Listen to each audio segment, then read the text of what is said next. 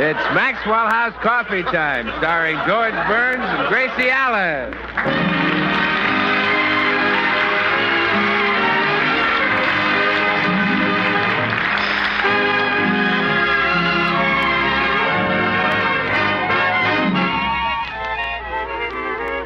With yours truly, Bill Goodwin, and the music of Meredith Wilson and his orchestra. For deep down laughs and listening enjoyment, it's George and Gracie. And for deep down coffee drinking enjoyment, it's Maxwell House with extra flavor in the blend because of choice Latin American coffee skillfully combined. Extra flavor in the cup because Radiant Roast develops the full flavor of every coffee bean. And the result is that today more people buy Maxwell House than any other brand of coffee in the world.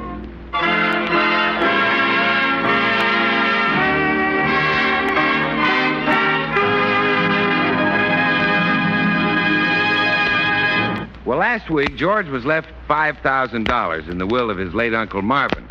But the will, which was written 30 years ago, specified that the money had to be used for George's college education.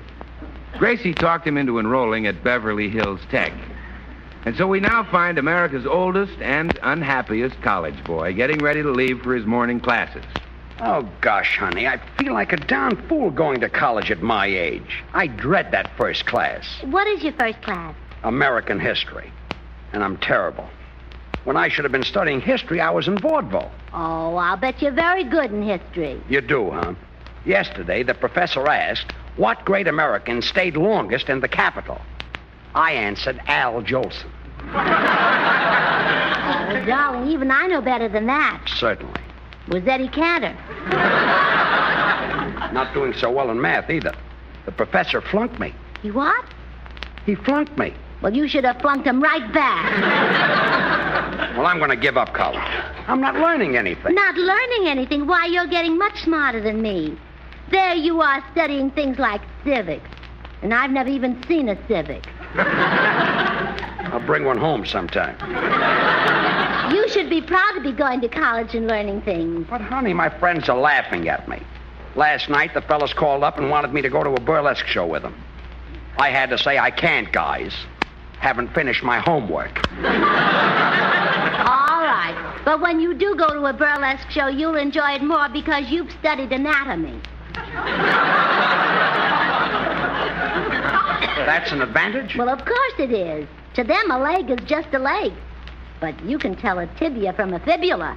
Oh, sure. I can whistle and stamp my metatarsal.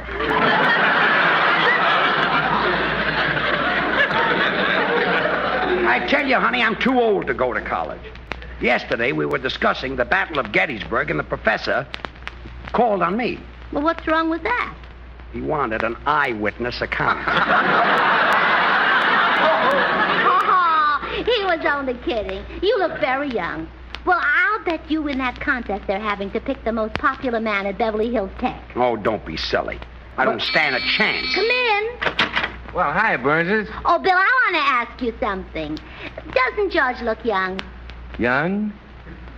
George? Here we go. All right, Bill. Come on, slug me. Oh, George. I think you're terrific. You've got everything. Huh? Well, you know, I think you're great, George. You're so... And you have such...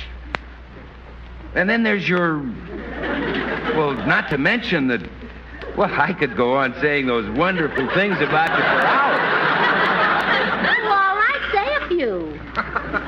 Would you say that George is handsome? Well, there's not a handsomer man in the state of California. Oh, why, Bill, you're handsomer than I am. Well, all right then, one. You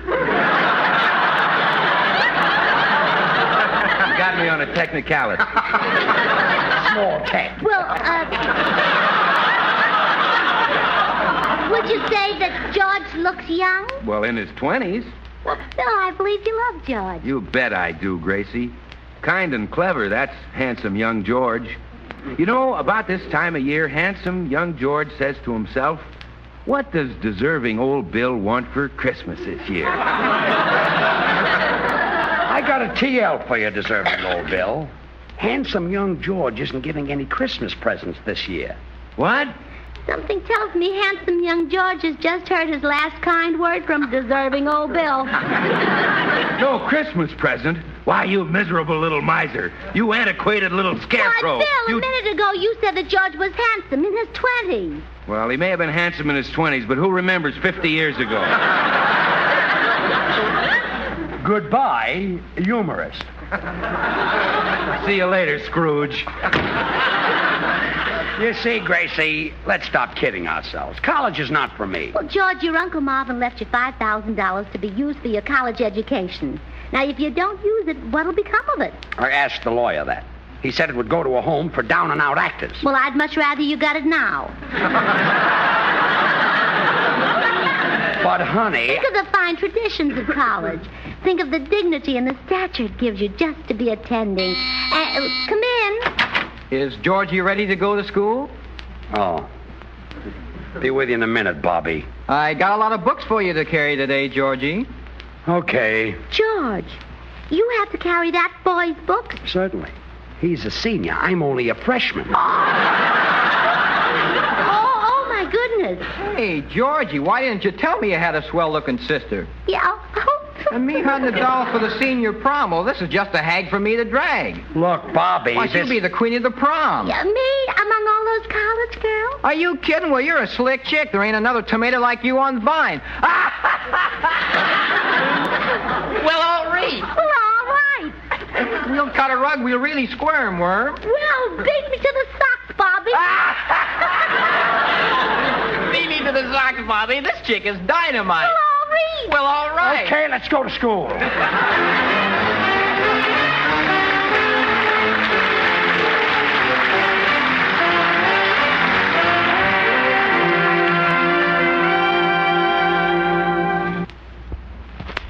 So, Meredith, we've just got to keep George in college.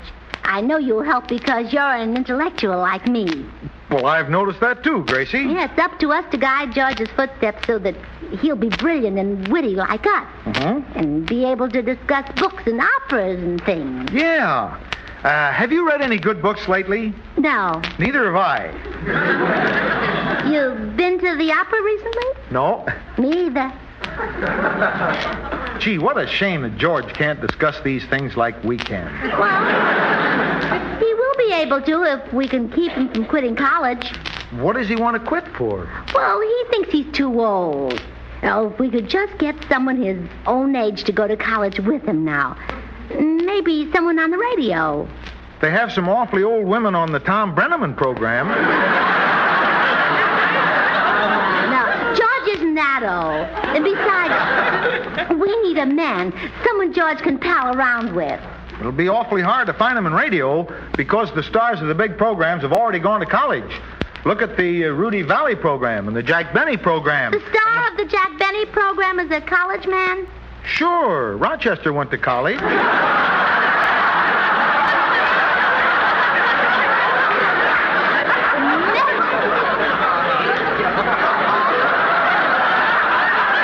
Meredith, you've given me a wonderful idea. I have? Jack Benny is the perfect man to go to college with George. They're old friends, and they both need an education. I'll go right over and see them. Well, you'll never talk Jack Benny into going to college. Oh, I don't know. There's always flattery. Well, that's true. Any man with blood in his veins is susceptible to flattery. Well, I'll try it on Jack anyway. See you later, Meredith.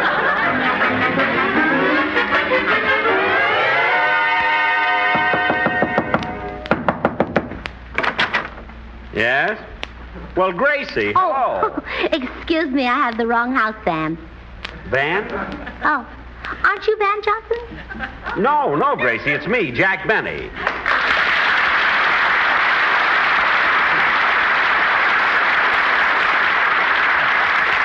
Gracie, how could you possibly get me mixed up with Van Johnson? We're miles apart. You are? Certainly. He's at Metro and I'm at Warner Brothers.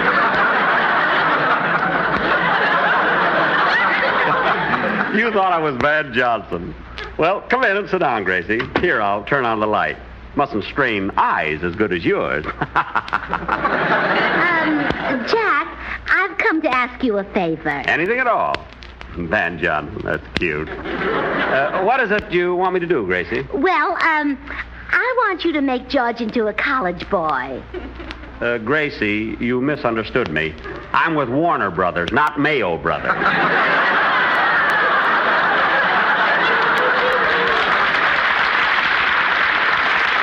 There aren't that many vitamin pills. Oh, no, Jack, nothing like that. You see, George is already going to college, and I want you to go with him. Me? Go to college? College is oodles of fun, Jack. Football games, basketball, track meets. No, forget it, Gracie. Studying things like psychology, chemistry, languages. No, I'm not interested. Meeting grand fellows, making dates with pretty co-eds, reading good books. What was that? Reading good books. No, the one before that. Making dates with pretty co-eds. Yes, that one seems rather interesting. I wonder if they'd mistake me for Van Johnson. They might if I got a crew haircut. Oh, yes, you'd look wonderful in a crew haircut. And so distinguished. I'll bet you'd have the only gray one at school. Well, I don't know about this college thing, Gracie. Of course, if I do it, it'll just be to help you and George, you understand. Are the co-eds really pretty? Oh, beautiful. And all Jack Benny fans. I mean, after all, you and George are my friends, but there's just one thing. Oh, not that it's important. I mean, not that I care, one way or the other, but, doesn't it cost a lot of money?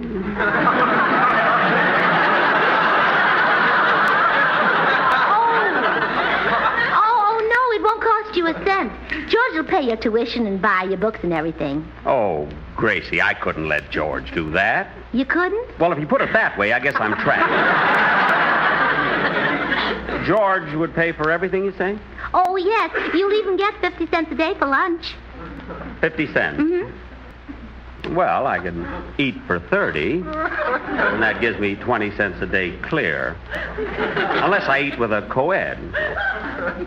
In that case, I save the whole 50 cents.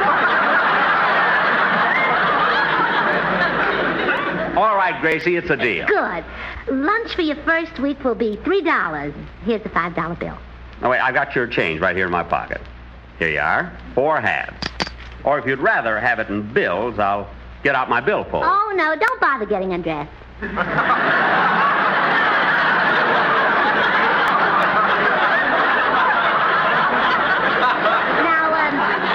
get ready and I'll take you right over to the Beverly Hills Tech and enroll you. Okay.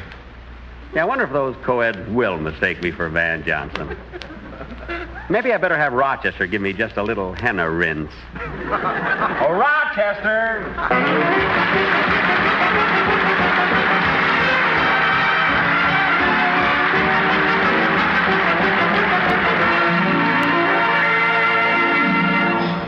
Oh, George, I'm so proud of you.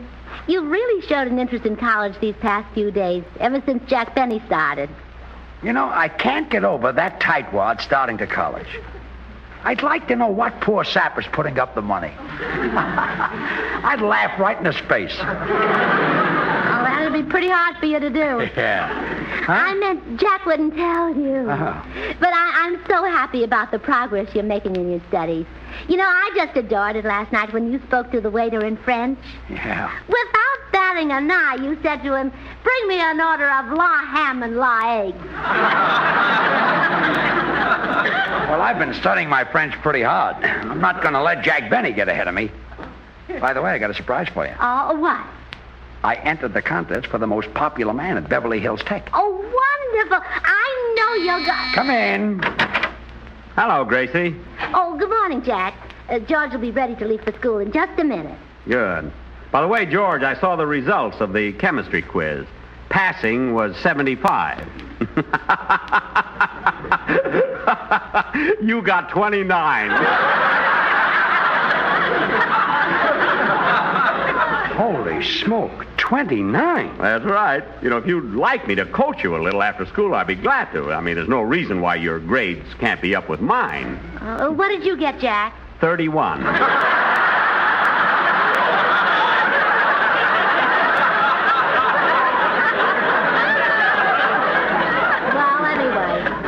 George is better than you are in French. Better in French? Yeah. Why, I know a whole sentence.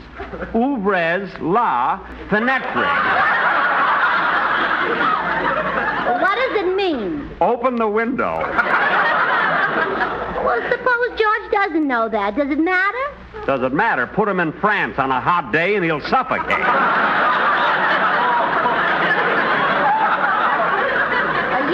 You won't feel so smart, Jack Benny, when my husband is chosen most popular man at Beverly Hills Tech. Gracie, are you by any chance referring to that contest at school which I have already as good as won? Oh, are you running too? Running? I could skip and beat George. In just an hour, I have an appointment with Betty Calhoun, the co-ed president. She's a little southern girl, and I think I know how to sew up the co-ed vote. Oh, a southern girl, huh? Yeah. Come on, George. Let's go to school. Yeah. Run along, George. And don't worry about the co-ed vote.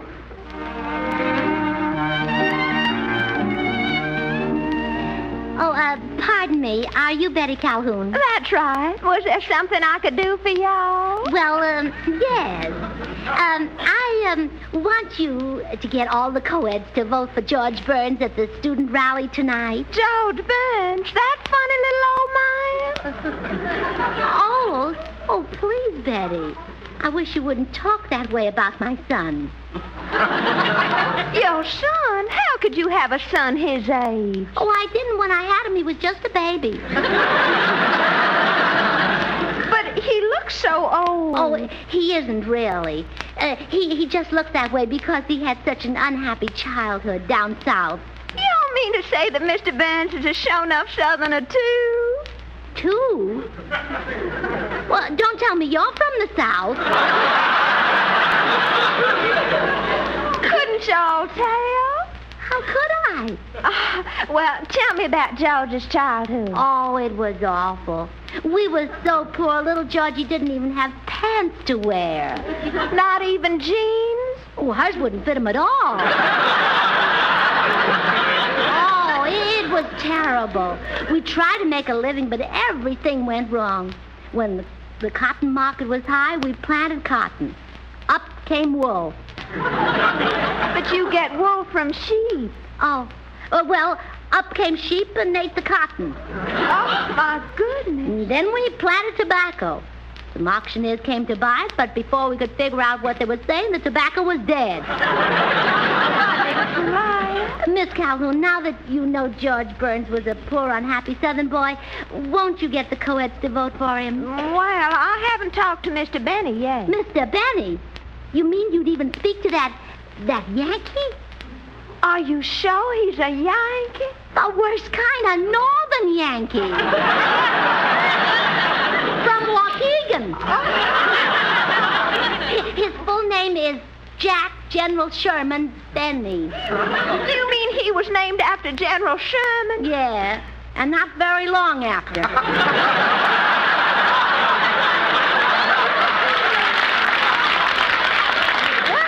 In that case, I'll downright snub him. Well, get ready. Here he comes.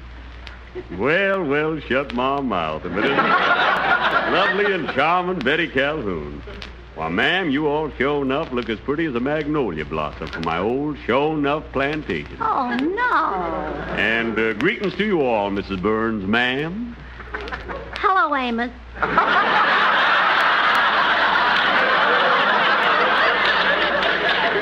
Mr. Benny sounds like a southerner, but Benny isn't a southern name. You all ain't heard my full name, ma'am. It's Lee Stonewall Magnolia Fort Worth Taters Benny. Really? LSMFT. But aren't you from Waukegan? I'm proud to say I am. Waukegan, Virginia. Garden spot of the South. Folks down there will be mighty unhappy if you all don't get me elected most popular man at Beverly Hills Tech. Oh, shame on you, Mrs. Burns, for calling this fine Southern gentleman a Yankee. Come along, Stonewall. Who? Oh, sure enough. Goodbye, Mrs. Burns, you all. Oh, that unscrupulous man. Cheating to win the election. Oh, thank goodness George had never stooped to deceit or trickery. Well, that leaves it to me, and I enjoy it so much.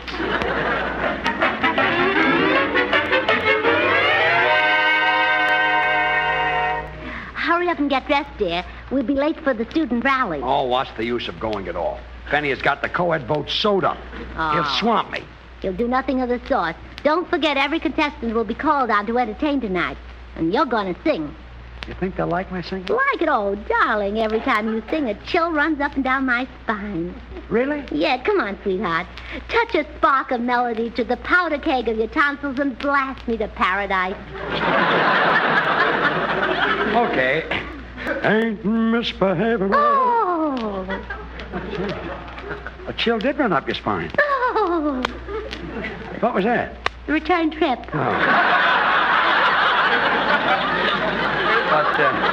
But Benny is going to play his violin, and they might go for that. Oh, don't be silly. What is violin playing anyhow? A horse's tail dragged across part of a cat. Believe me, when you sing, you sound better than any horse's tail or any part of a cat. It's the sweetest thing you've ever said to me. Besides, I wouldn't worry about Jack Benny. Bill Goodwin's going to introduce him, and I've had a little talk with Bill. You wouldn't louse him up, would you? College hasn't done a thing for you, has it?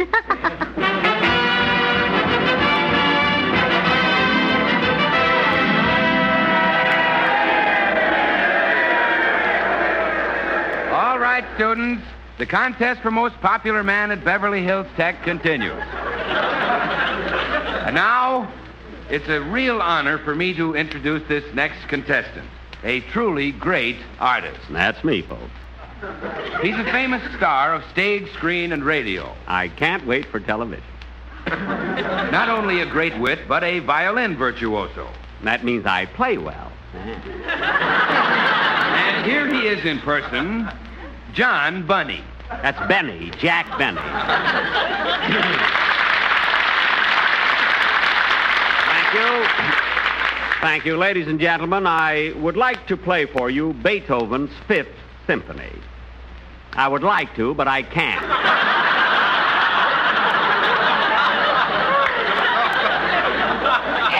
Instead, I will play a famous old gypsy melody.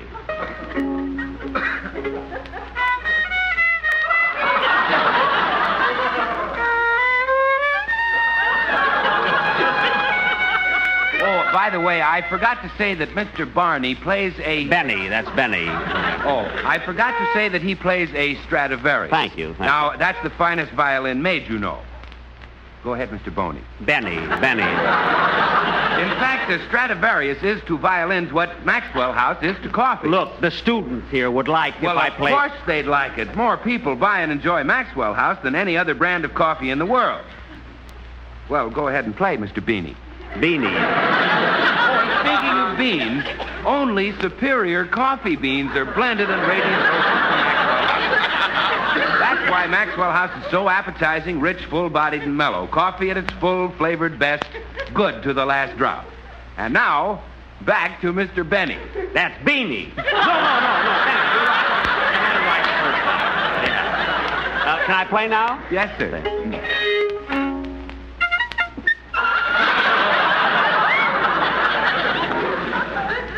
Thank you, Mr. Bunny. Thank you very much. Students, you have just heard John Bunny and his magic violin.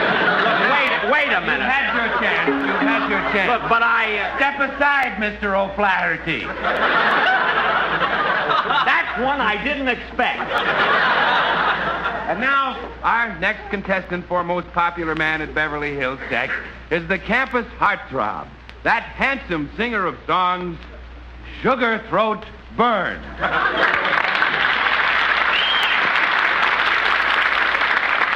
Say, George, I know I'm licked, and just to show you I'm a good sport, there's no hard feelings, I'll accompany your song. Well, gee, that's swell of you, Jack. I'm going to sing Ain't Misbehavin'. Ain't misbehaving. All right, here's your introduction.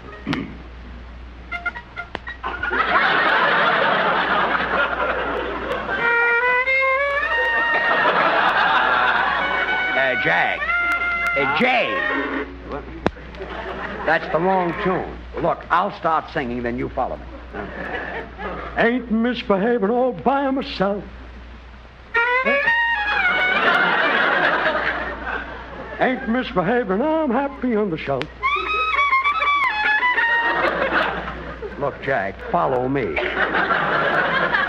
No one to talk to, saving all my love for. Oh, baby, love for you. Really saving love for you. Ain't misbehaving, I'm on the shelf by myself. Oh, no, I ain't misbehaving. It's love and blue. Daddy, daddy, daddy, go away.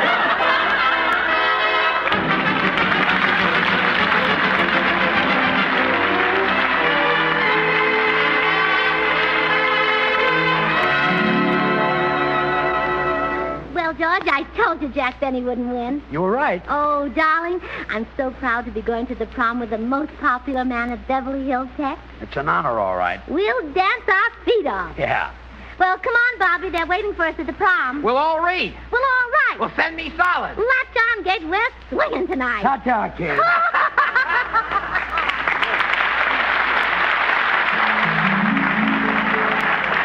Oh, goody, goody, Jello pudding tonight. It tastes like Grandma's, only more so. You ain't kidding, that's right. And just as Jello, 6 delicious locked-in flavors can't be beaten. So the proof of Jello pudding's in the eatin'. The Jello twins are hard to find, but keep on looking in your store. When sugar shortages are over, there'll be more. Just a taste of Jello pudding or a Jello and you know it's the one and only Jello.